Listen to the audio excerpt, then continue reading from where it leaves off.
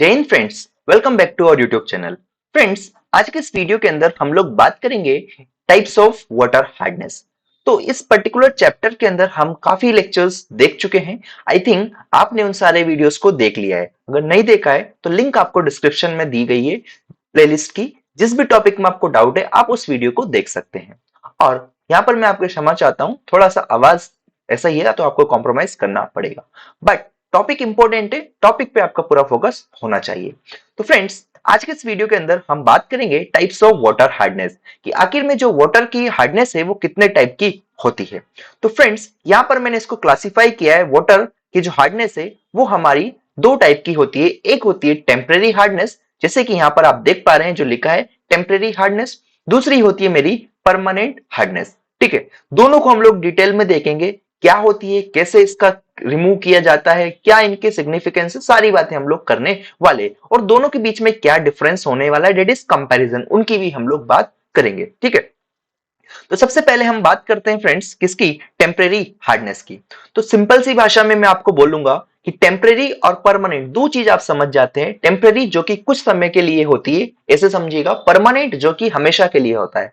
ठीक है, एक चीज है कि आपका एक घर है और एक जगह आप किराए से रहते हैं, तो किराए से रह रहे हैं मतलब वो टेम्परेरी आपका लिए है, और जो आपका घर है जहां पर आपका बर्थ हुआ है, ठीक है, वो आपके लिए क्या है, परमानेंट है। That is temporary hardness. That is हम लोग बोलते हैं अभी करंट में कहाँ है, और एक परमानेंट एड्रेस। ऐसे ही टेम्परेरी हार्डनेस और परमानेंट हार्डनेस है। तो टेम्परेरी हार्डनेस के क्या क्या किसकी वजह से होती है, कैसे रिमूव होती है, सारी बातें हम लोग करेंगे, फिर परमानेंट के बारे में बात करते हैं। तो फ्रेंड्स, सबसे पहले अगर मैं आपको बताऊं तो टेम्परेरी हार्डनेस को हम लोग क्या कहते हैं, इसको और भी नाम, डेट इज कार्बोनेट हार्डनेस या फिर अल्कलाइन हार्डनेस नाम से भी ये जानी जाती है। ठीक है, जैसे कि हमारा भी घर पे कुछ नाम होता है, छोटू, मोटू, मोनू, वट एवर इट में भी, ऐसे ही टेम्परेरी हार्डनेस को भी कार्बोनेट हार्डनेस या फिर अल्कलाइन हार्डनेस नाम से भी जाना जाता है। पहला पॉइंट क्लियर हो जाना चाहिए। आपसे एग्जाम में कंफ्यूज करने के लिए बोल दिया जाता है कि डिफाइन कार्बोनेट हार्डनेस या फिर डिफाइन अल्कलाइन हार्डनेस, तो आपको जो पॉइंट्स में बताऊंगा वही सारे वहां पर लिखना है। ठीक है, ओके। अब सवाल आता है कि सर, टेम्परेरी हार्डनेस किसकी वजह से होती है। ठीक है, तो यहां पर मैं आपको बताऊं यहां पर कि ये जो है हमारी टेम्परेरी हार्डनेस, ये कार्बोनेट्स या फिर बाइकार्बोनेट्स ऑफ कैल्शियम और मैग्नीशियम की वजह से होता है। देखो, यहां पर मैंने फिलहाल मेंशन किया आपके लिए क्या, कैल्शियम एंड मैग्नीशियम। पर मेरे ख्याल से आप जानते हैं कि कैल्शियम की जो वैलेंसी है, कैल्शियम +2 होता है, ऐसे ही मैग्नीशियम +2 होता है। ये चीज आपको पता होगी। साथ में फ्रेंड्स, अगर मैं यहां पर इसमें और भी कुछ पॉइंट ऐड करना चाहूं तो मैं कह सकता हूं कि ऐसी हार्डनेस जो कि कार्बोनेट्स या बाइकार्बोनेट्स ऑफ मल्टीवेलेंट केटायन की वजह से होती है, उसे हम लोग टेम्परेरी हार्डनेस कह देते हैं। सीधी सिंपल सी भाषा में, आपको जब भी टेम्परेरी हार्डनेस आएगा तो आपको ध्यान में रखना है, कार्बोनेट्स एंड बाइकार्बोनेट्स की वजह से जो हार्डनेस होती है उसको टेम्परेरी हार्डनेस कहा जाता है। ठीक है, समझिएगा क्या बोला मैंने, फिर से रिपीट कर रहा हूं कि ऐसी हार्डनेस जो कि हमारे कार्बोनेट या बाइकार्बोनेट किसके, कैल्शियम मैग्नीशियम की वजह से हो रही है, तो उसको टेम्परेरी हार्डनेस कहते हैं। अब आगे कुछ लोग बोलते हैं कि ये Al3+ की वजह से भी होती है, ठीक है, आयरन की वजह से भी होती है। ठीक है, तो हो सकती है जनरली, पर जो हमारे डाइवेलेंट है, डेट इज जिनकी वैलेंसी +2 है, उनकी वजह से देखा जाता है। जिनकी वैलेंसी, जैसे कि एल्यूमिनियम 3+ है, इसकी वजह से भी ये हो सकता है, आयरन की वजह से भी हो सकता है, आयरन +2, आयरन +3। बट मेजरली हम लोग इन्हीं को कंसिडर करेंगे क्योंकि ज्यादा अमाउंट में ये यही रेस्पॉन्सिबल होते हैं। ठीक है, अब कहीं पर आपको यह भी देखने को मिलेगा कि जो हमारे यूनिवेलेंट होते हैं जिसकी +1 है, इनकी वजह से जो हार्डनेस होती है उसको सूडो हार्डनेस कहते हैं।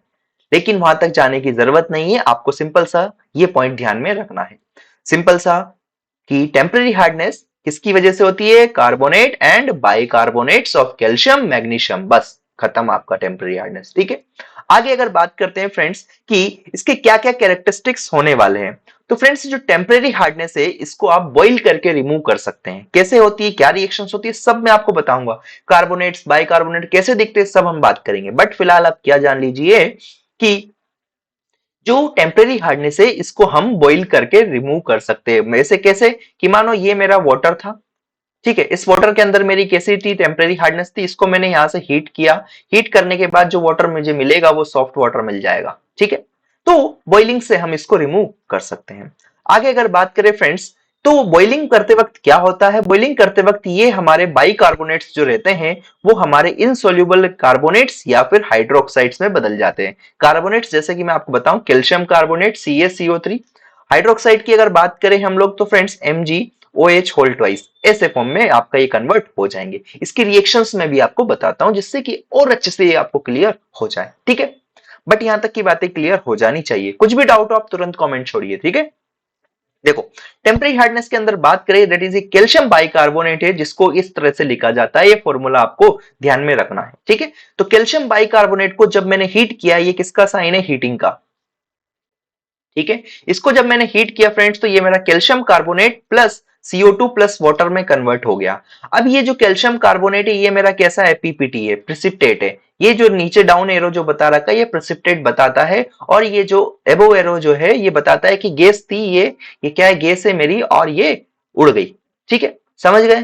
तो तीनों चीज ध्यान में रखना है आपको। एग्जाम में अगर आप ये इक्वेशन लिखते हैं तो आपको पूरे पूरे मार्क्स दिए जाएंगे कि ये हमारा ट्रायंगल जो है ये बताता है हीटिंग, ये डाउन एरो बताएगा प्रेसिपिटेट बन गया, वहां पर उसका स्कम बन गया है, और साथ में जो CO2 है अगर अप एरो है मतलब गैस था तो एस्केप हो गया या उड़ गया। ठीक है, ओके। तो पहला चीज मेरे ख्याल से आपको क्लियर हुआ होगा कि कैल्शियम बाइकार्बोनेट को जब हीट किया जाएगा, जो कि एक टेम्परेरी हार्डनेस कोसिंग हमारा होता है, कौन, कैल्शियम बाइकार्बोनेट, तो वहां से calcium carbonate plus CO2 plus H2O मिलता है, जिसमें CO2 हमारा एस्केप हो जाएगा, कैल्शियम कार्बोनेट का हमको प्रेसिपिटेट देखने को मिल जाएगा। कैसा प्रेसिपिटेट, जैसे कि ये मेरा बीकर था, ये यहां पर मेरा पूरा वाटर था फ्रेंड्स, इसको आपने हीट किया, यहां से हीट कर रहे हैं तो यहां पर क्या होगा ना, ये ऐसा नीचे जाके प्रेसिपिटेट मिलेगा आपको। ये प्रेसिपिटेट किसका हो जाएगा, हमारा कैल्शियम कार्बोनेट का। क्लियर हुई ये चीज। ठीक है, अब डायग्राम भी बना सकते एग्जाम में ये ऐसा कैसे ही, जिससे कि टीचर को कॉपी चेक करने वाले को तुरंत हिट हो और पूरे मार्क्स आपको देगा। ठीक है, ओके। आगे बात करते हैं फ्रेंड्स, दूसरी इक्वेशन अगर हम बात करें कि यहां पर जब मैग्नीशियम बाइकार्बोनेट को हीट किया गया, डेट इज मैग्नीशियम बाइकार्बोनेट का फॉर्मूला आप देख सकते हैं, इसको जब हमने हीट किया तो magnesium hydroxide that is MgOH whole twice मिला, साथ में CO2 मिला।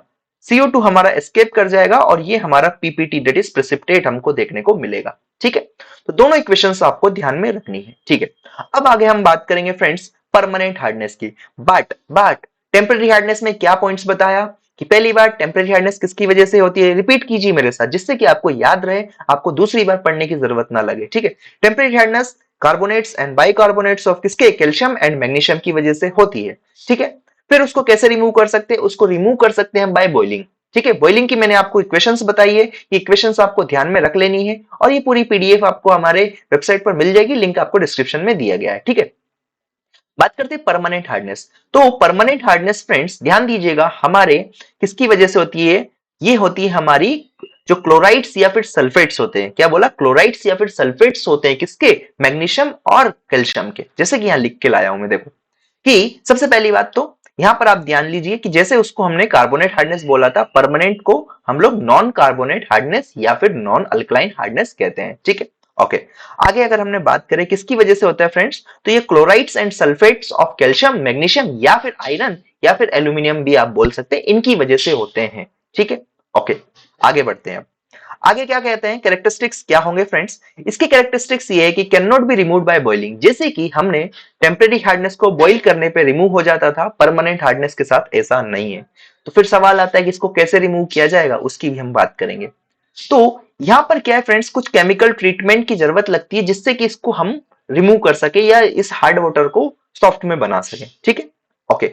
आगे अगर बात करें फ्रेंड्स, कुछ मेथड्स हैं, एक्सटर्नल मेथड, जिनकी वजह से हम लोग ये हार्डनेस को रिमूव कर सकते हैं, जो कि हमारा एक लाइम सोडा प्रोसेस है फ्रेंड्स, जियोलाइट प्रोसेस है और आयन एक्सचेंज प्रोसेस है। काफी इंपॉर्टेंट है, एग्जाम में इन पे क्वेश्चन काफी आता है। ठीक है, एग्जाम जो होती है ना, सीधे सीधे क्वेश्चन आता है। तो वन बाय वन करके हम लाइम सोडा प्रोसेस, क्या एडवांटेजेस है, क्या डिसएडवांटेजेस है, क्या वर्किंग प्रोसीजर, सारी चीज मैं आपको बिल्कुल प्यार से समझाऊंगा। ठीक है, ऐसे ही जियोलाइट प्रोसेस के ऊपर भी हम बात करेंगे, ऐसे ही आयन एक्सचेंज प्रोसेस के ऊपर भी बात करेंगे। तो इसकी सेपरेट वीडियो आपको प्लेलिस्ट में देखने को मिल जाएगी, जिस भी पर्टिकुलर में आपको डाउट है आप वो देख सकते हैं। ठीक है, तो यहां पर हम आगे बात करते हैं फ्रेंड्स, कंपैरिजन देख लेते हैं थोड़ा सा, जैसे कि मैंने आपको बताया था स्टार्टिंग में ही कि दोनों के बीच में क्या कंपैरिजन है। तो ये समरी है, आज के लेक्चर का समरी मैं आपको बता देता हूं एक प्रकार से। देखो, types of hardness, causes and removal methods. तो टेम्पररी हार्डनेस अगर है तो किसकी वजह से होती है? Bicarbonates of calcium and magnesium. कैसे रिमूव कर सकते हैं? बॉइलिंग से, ठीक है। परमानेंट हार्डनेस अगर है तो ये किसकी वजह से होती है? Chlorides, sulphates of calcium and magnesium. और क्या रिमूवल मेथड से? दैट इज केमिकल ट्रीटमेंट, जो कि मैं आपको बताया, लाइम सोडा प्रोसेस हो गया, लाइम सोडा प्रोसेस, जियोलाइट हो गया, फिर हमारा एक आयन एक्सचेंज प्रोसेस हो गया। उनके बारे में आपको सेपरेट वीडियोस देखने को मिलेंगे। तो आई होप ये टॉपिक आपको क्लियर हुआ होगा। सो वीडियो अच्छी लगी है तो लाइक करें, शेयर करें, अपने दोस्तों के साथ भी जरूर शेयर करें और चैनल को सब्सक्राइब करें। Thank you for watching this video. Bye.